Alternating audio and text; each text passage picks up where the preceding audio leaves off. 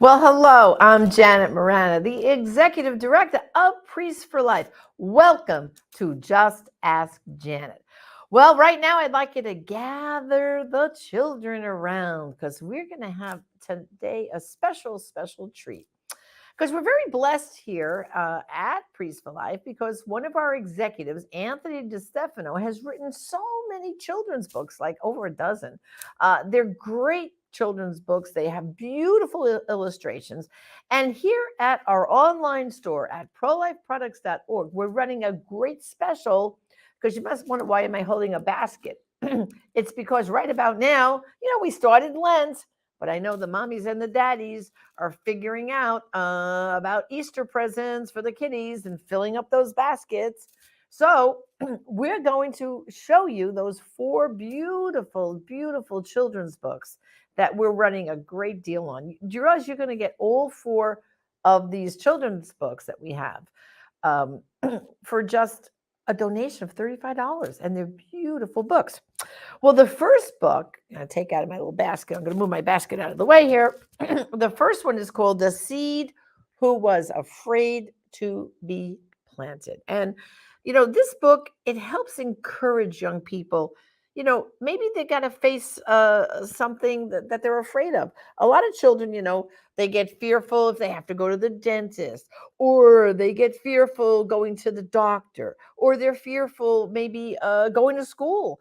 And even after they've been going to school for months and months and months, I mean, we're in the spring session now. We should be used to going to school. Some children still suddenly, because I was a teacher and I know this, they just get a funny feeling like, oh, I don't want to go to school today. And you ask them why.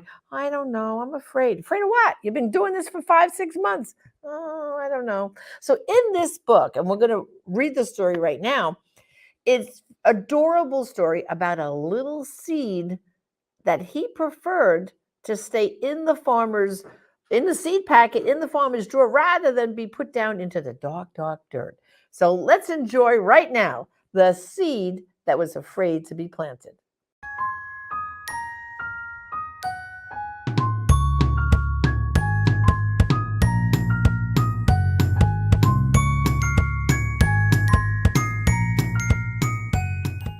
Hi kids, I'm Anthony DeStefano, and this is a seed. The reason why I'm showing it to you is because it looks a little like the seed in a book I wrote that I'd like to read to you right now. It's called The Seed Who Was Afraid to Be Planted, and it's all about a tiny little seed who's very afraid of being planted in the ground. Have you ever been afraid of anything? Ever been scared or upset? If you have, then stay with me for a few minutes while I read you this story. And after I finish, I'll be back to say a few words to you adults who are watching too, because this book isn't just for kids. The Seed Who Was Afraid to Be Planted by Anthony DeStefano. There once was a seed who lived in a drawer in a room of a mansion by a beautiful shore. The drawer was filled up with seeds of all kinds for bushes and trees and flowering vines. The seed was quite happy and had lots to do. The drawer was quite pretty and painted bright blue. Cozy and warm, the seed felt secure. The drawer was a playground, of this he was sure. But all was not well. The seed was afraid that he would be taken and planted one day.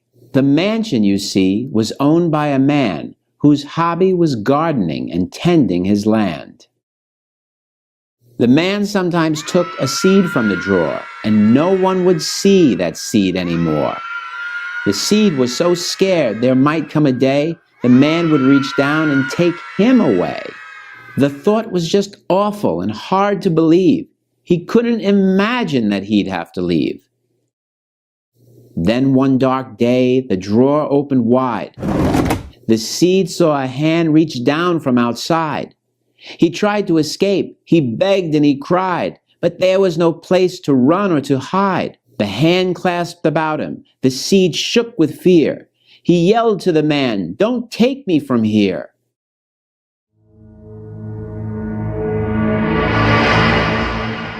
Outside in the garden, the seed looked around. He saw to his horror a hole in the ground. A hole in the ground? Oh no, it can't be. I want to go back to my drawer, can't you see? I'm scared to be planted. I want to be free. I'm in so much pain and such agony. The man was just silent. He made not a sound. He just smiled softly and put the seed down. The sky was deep purple. The seed said a prayer. The man stood above him and buried him there. He started to moan. He started to groan. He felt so abandoned, forsaken, alone. Tired and frightened, he started to weep, but soon closed his eyes and fell fast asleep. All covered with dirt, he dreamed he would die. But then all at once, in the blink of an eye, something took place there in that hole to the seed's weary body and terrified soul. He started to change. He started to glow. The little seed stretched out and started to grow. What can be happening? The little seed cried. What is this feeling I have deep inside? His body expanded. He swelled and he grew. He rose in the dirt till his head wiggled through. Once through the soil, he saw a great light. The sun in the sky was dazzlingly bright. Slowly but surely, the seed was aware of rising and climbing up into the air. At last the seed realized, at last he could see, he was really and truly becoming a tree. Higher and higher the little tree went. Into the heavens he made his ascent. Suddenly branches sprang from his side. Hundreds and hundreds of leaves multiplied. The branches grew nuts and fruits that hung down. They swayed in the breeze and covered the ground. Then filling the air with fragrant perfumes, the tree sprouted flowers and blossoms and blooms. Then birds began building nests for their young, joyfully flapping their wings as they sung. In the tree's branches, the baby birds napped, while woodpeckers pecked at his bark full of sap. Cardinals and blue jays flew from above. They played with the eagles and owls and doves. Squirrels and rabbits began to appear. Beautiful butterflies came flying near. The tree was amazed. He looked at the scene. The sky was so blue, the garden so green. Mountains and vineyards and cities he saw. Millions of mansions looked over the shore. The tree was so thankful and heavy with fruit, he bowed to the man in humble salute. The man stood below, a smile on his face. His children were running all over the place. They climbed up the tree. They swung from his vines. They seemed to be having the happiest time. The garden was sunlit. The tree was aware of laughter and music and life everywhere. Life in the garden, life on the shore, so much more life than he had in the drawer. A breeze stirred his leaves, a wind howled through. The tree understood that all things were new.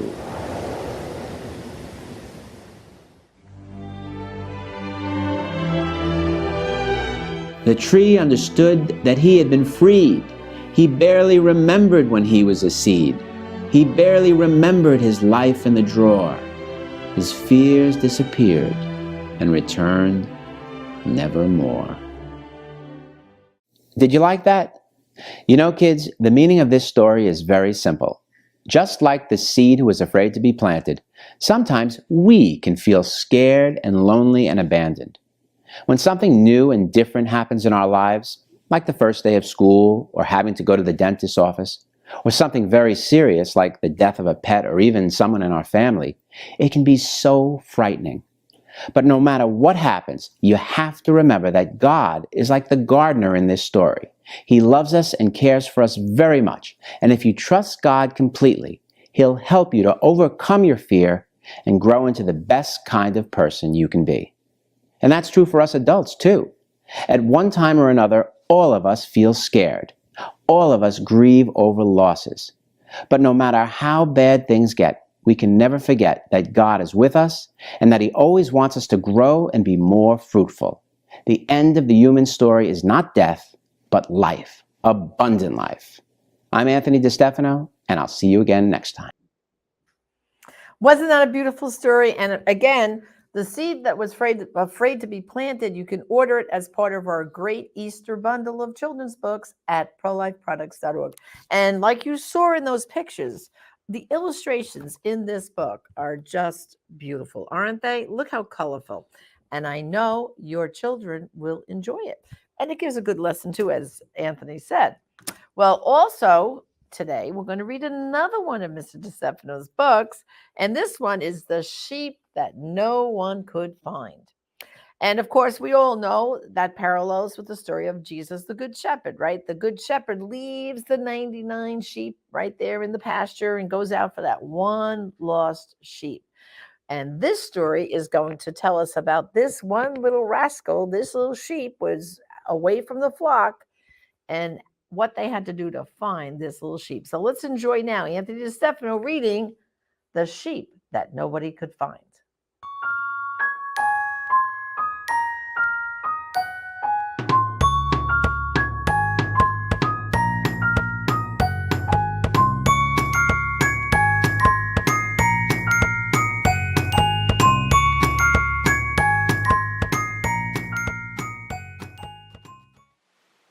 Hi kids, I'm Anthony DeStefano, and this is a friend of mine, a little stuffed sheep. And the reason I'm holding him is because today I'd like to read you a children's book I wrote called The Sheep That No One Could Find.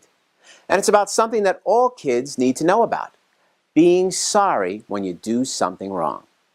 It's based on the famous parable of the lost sheep in chapter 15 of the Gospel of Luke. And after I finish reading it, I'll have a brief word to say to you adults who are watching too, because this subject isn't just for kids, right? Right. The sheep that no one could find. There was once a good shepherd who tended his sheep in a field by a mountain, high, green, and steep. The sheep would go grazing right down to the sea. They always were happy and always were free. As long as they followed the shepherd they knew, nothing could harm them or frighten them too. But one of the sheep decided one day the words of the shepherd were hard to obey. Instead, he decided to do things his way. He even decided to run far away. So he snuck off alone as fast as he could, over a river and into a wood. At last, said the sheep as he stood near a tree, I won't have to follow the shepherd and be like all of the others. I'll really be free. So into the valley the little sheep crossed and wandered all day until he was lost. Lost and confused, he wasn't aware a hungry old wolf had spotted him there. The wolf licked his lips and drooled at the sight. He got an idea and said with delight, I think I'll have lamb chops for dinner tonight. But in order to take the sheep by surprise, the wolf had to use a most clever disguise. He put on a sheep suit, a mask on his head, then waved to the sheep and cheerfully said, How about having some dinner with me? I live over there. Would you like to come see? The sheep, who felt lonely, said in reply, I'd love to have dinner, just you and I.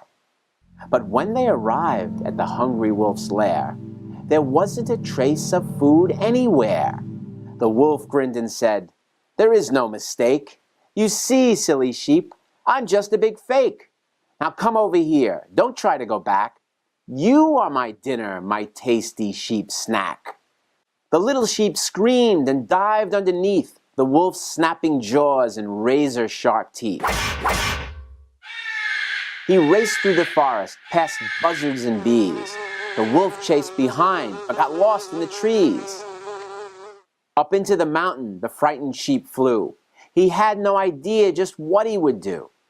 But all of a sudden, he came to a stop the moment he got to the high mountain top. For blocking his path, the little sheep saw a huge, angry lion who started to roar. The lion was mean and prideful and bad. He prowled through the country and always was mad. In order to show off his strength and his might, he tried to devour all the sheep in his sight. With fury he scowled, "How dare you come here? This is my mountain, isn't that clear?"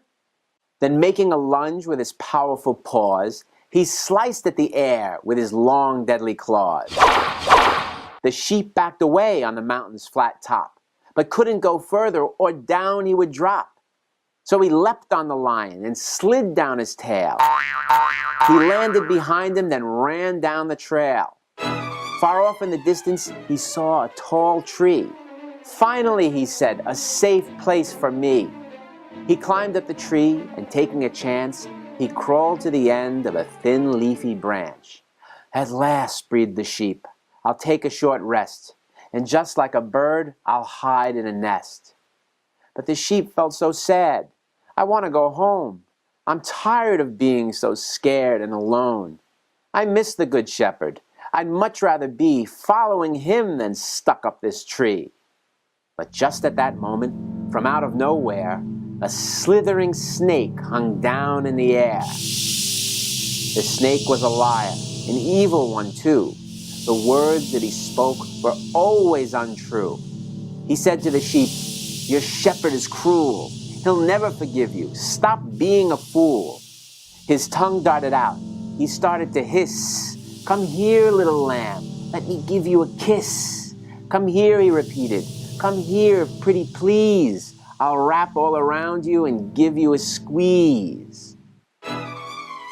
The sheep wiggled out. He barely got free.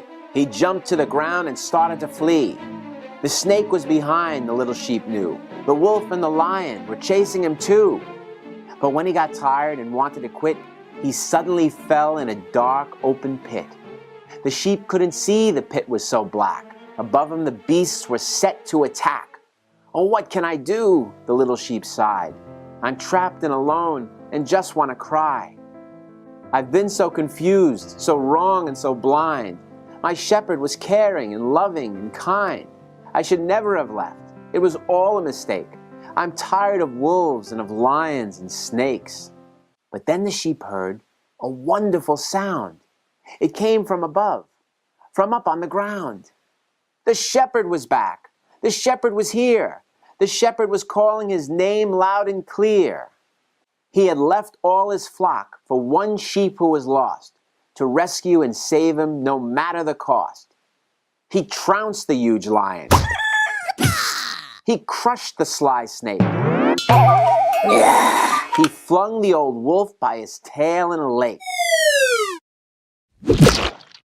Then he pulled the sheep out from down in the pit, and on his strong shoulders he made the sheep sit. He carried him back with a smile that was bright to the field by the mountain. What a beautiful sight! The sheep were all glad to see their small friend. He promised to never leave them again. To the shepherd he said, "I'm sorry I strayed. Forgive me for all the mistakes that I made." "All is forgiven," the shepherd replied, and the sheep could detect tears of joy in his eyes. "My heart is so happy. My love is so deep. Welcome back to your family. Welcome home, my lost sheep."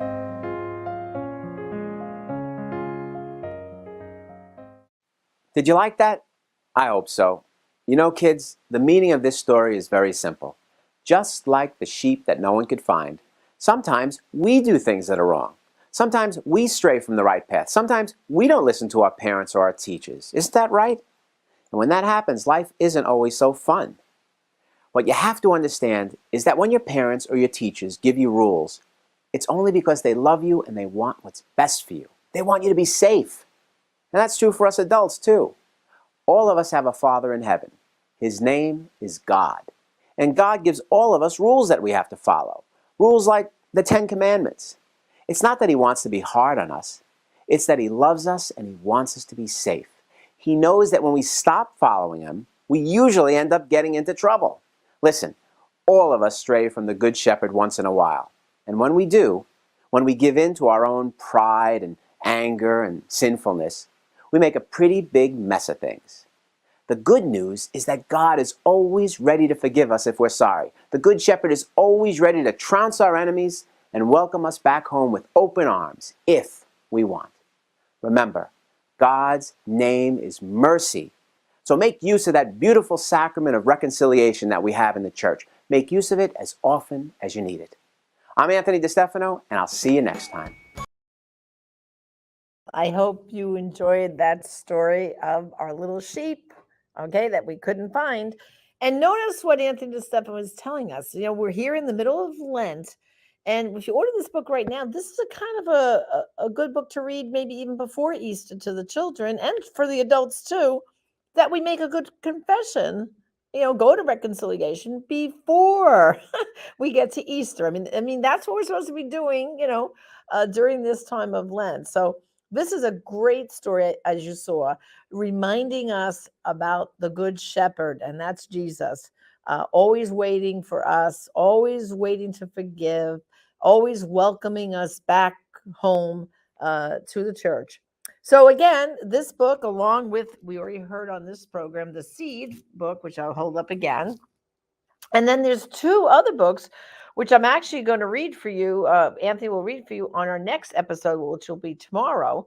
And you can obtain all four of these books at a special price, a donation to Priests for Life to the ministry of $35. So go now to prolifeproducts.org and check out these beautiful children's books that have good moral lessons inside of them. Well, thank you for joining me on Just Ask Janet. Until next time, Janet Marana, Executive Director of Priests for Life. God bless. I will be silent no more.